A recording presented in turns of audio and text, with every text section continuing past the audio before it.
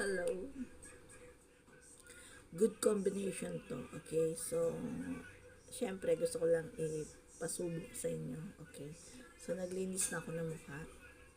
Ito kasi yung dati ko pang ginagamit before na ako nag-affiliate. So, syempre, kailangan ko naman ipatry din sa inyo. No? So, kung sa hindi pa nagta-try nito, okay, nandiyan yan lang sa Yellow Basket. And anyway, nilagyan ko pa siya ng cloves ha.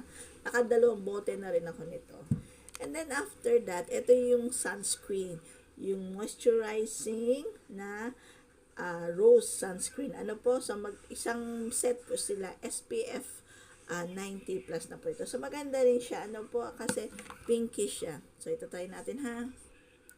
So, ito na ilagay na natin. Ganyan lang. Hindi din naman ako kagalingan din naman talaga na. So, sama natin yung ating leg. Okay. I-blend na natin siya. Ganyan po ako maglagay ito. Talaga, promise. Sinasama ko na po sa mata ko. Okay. So, kita mo.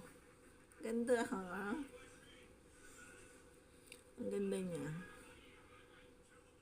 Alright.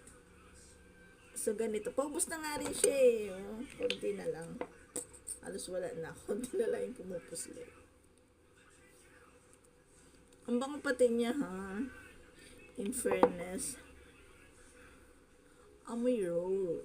Diba? Powder finish. Murang-mura lang. So, hindi ka aaray para sa toner mo. Ayan, sa toner. And then, sa sunscreen. So gusto mag-check out, ayan, nandyan po yan sa Yellow Basket.